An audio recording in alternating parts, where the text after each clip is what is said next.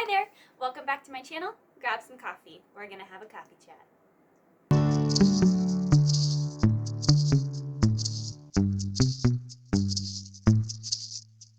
So today I want to talk to you guys about self-taping. In case you didn't notice, we are in quarantine. There's a crisis happening and we are not allowed to leave our homes, which is for a good reason. Do stay home. Stay home and wash your hands. However, this just means that there aren't auditions happening in person. So we're doing a lot of video and sending auditions, and I don't know why I'm doing this with my arms. Anyway, so today I'm going to share with you some of my best tips and tricks for making a good self-tape. I recommend choosing a backdrop that is plain, solid colors. You don't want pictures, you don't want flowers, you don't want words, you don't want any kinds of stuff going on in the background because you want the auditioners to be focused on you. I recommend picking fun colors. I honestly probably should have done this as one solid color, just one, not two, but I didn't have a sheet that was long enough to cover the whole space that I needed. When I got in here and I had my camera angle set up and everything like that, there just wasn't a sheet that I had that was long enough. So I have two different colors. I think it's fine, but I would recommend if you have one, just have one. You want to pick colors that are vibrant and fun. The walls in this room are actually a dull blue, and they're not bad. I don't know, I feel like when you have a dull background, it's not as exciting for the eye to look at while you're watching, so then it's less exciting to watch you. So I think that if you have a fun, vibrant color in the back, it is much more exciting for someone to watch the video of you. So not saying that you're not exciting enough, I just think that you want things that enhance you as opposed to detract from you, and I think that having a fun, vibrant color is going to enhance you in the best way possible.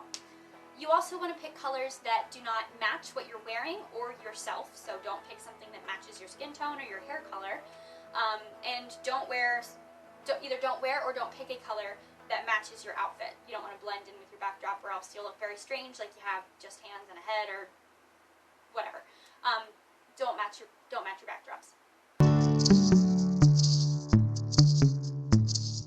Your hair and your clothes don't need to be any different than what you do for a normal audition, obviously. Dress and do your hair like you would for a normal audition. Your makeup, however, I do think needs to be just a tad bit bolder. So think more along the lines of stage makeup as opposed to what you wear in real life. Camera takes off about, I think, like 80% of the makeup that you wear. I think that's some number like that. It's a large percentage of the makeup that you're wearing, so you want to make sure that you're wearing enough makeup so that when the camera takes it away, you can still see your face. I think I should make a disclaimer. I am not wearing my full makeup look that I normally would for self-tape videos right now. I'm not. I can do a video about that specifically if you would like to see what I do. But anyway, here we are. Let's move on to you and your positioning. So you want to make sure most auditioners will, for theater, want to see your full body. So for theater as opposed to like TV or film. I don't have much experience with TV or film, but I do know that they are more concerned with from here up because they want to see your face. And theater, usually a theater, the audience is far away, so they want to see your whole body. Hi there. A slightly older and wiser Liz coming at you. So since I filmed that footage, lots and lots of theater companies have requested that you do self-tapes from the waist up, and your slate as a full body. Right, so I think something very important is a camera stand.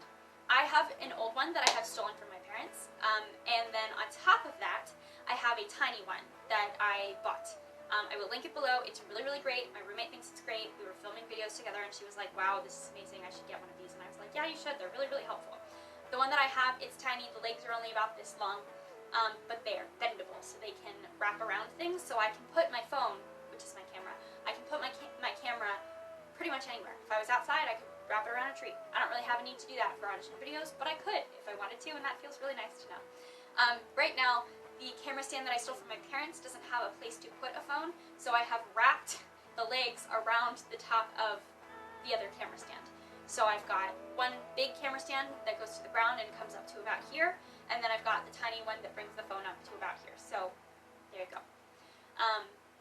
The camera stand is very, very helpful, and I will link it for you. It comes with a bunch of little attachments that you can hold an actual camera or a phone or whatever. Right here we've got my camera stand. He's sitting on top of another one that I stole from my dad.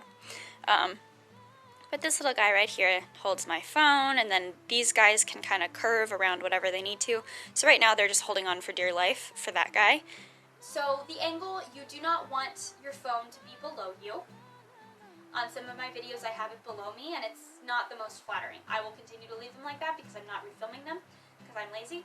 But try not to have it below you. You want it to be about at your neck height or your chest height or higher. You probably don't want it like up here. I feel like that would be kind of weird if you're like, to be or not to be. That'd be kind of an odd angle to do that at. But you do want to try to keep it around your neck, chest, chin height, and then angle it facing down just a tad so you can get the rest of your body. That's what I found works best for me.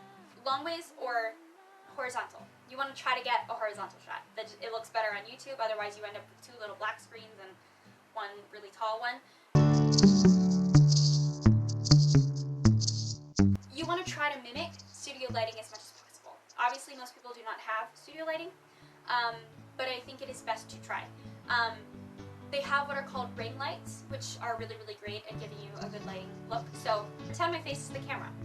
A ring light makes a ring around the camera, so it goes in a circle around the camera. Again, most of us do not have those, so what I suggest is to try to mimic that with lamps that you have. I have a lamp up here above my camera, which you can't see obviously, but it's up here. I have a light over here, and then there's a window over here that projects light this way. I don't have anything below because I couldn't figure out how to do that. I don't have an extra light to put there, but if I did I would. But it is really, really great to have as much lighting around the camera as possible, just so there's as much light on you so that they can see your face, so you're fully illuminated. Just use lamps. You don't need anything fancy or special. I have, my lamps are the little like cone ones, like the little Pixar lamps that like there's like the cone and the little light bulb is here, so it's like shining outward, but I think any lamp will do. I think if you have a lampshade, you probably want to take the lampshade off so that the lamp is actually, like the light is actually exposed. Anyway, that's lighting. And we're looking at where I film from, so you can see I've got light coming from there and there and there. And I guess there's some lights in the windows in the back, but those don't shed too much light. Now, if you have a fancy camera, by all means use it. I don't have that kind of money, so I use my phone. I have also used my computers, like my laptop's camera. I have also used my tablet's camera. Truly, our devices are incredibly powerful and amazing, and their cameras are really great quality. So you probably, if you have a smartphone or any of those items that I just mentioned, you probably do not need to go out and buy a fancy camera. If you want to, go for it.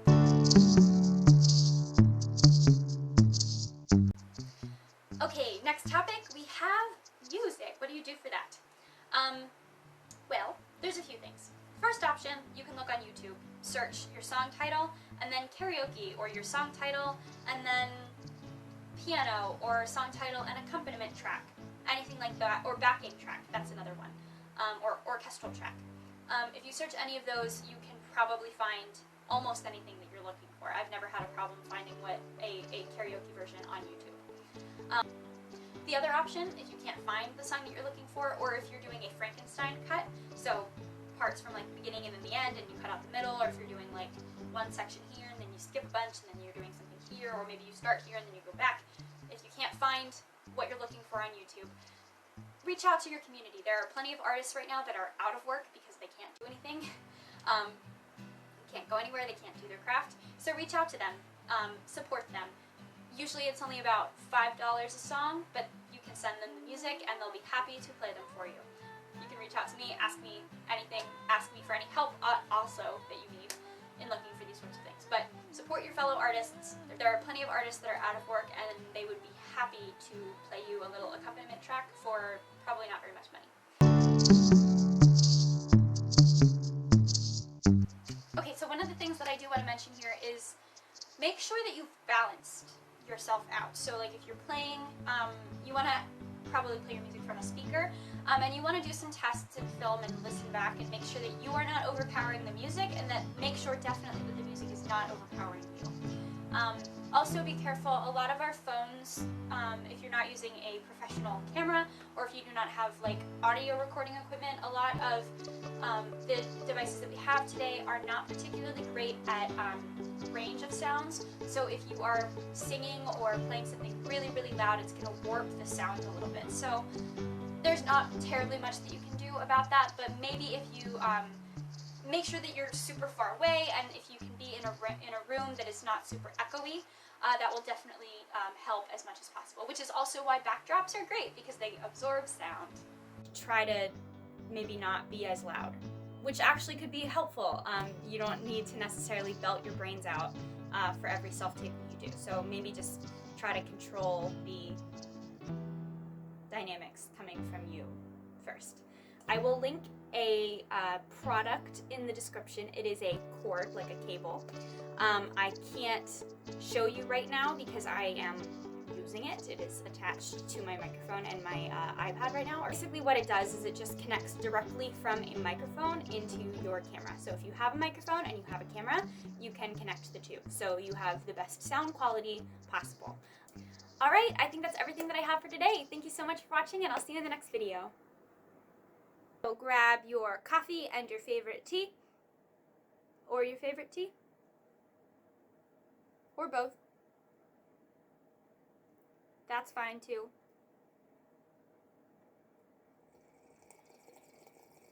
I've got a Christmas mug because we are spreading joy. Today I'm coming at you with my best tips and tricks on how to film a great video audition that will get you cast. I have no idea what this was. Let's just go with it.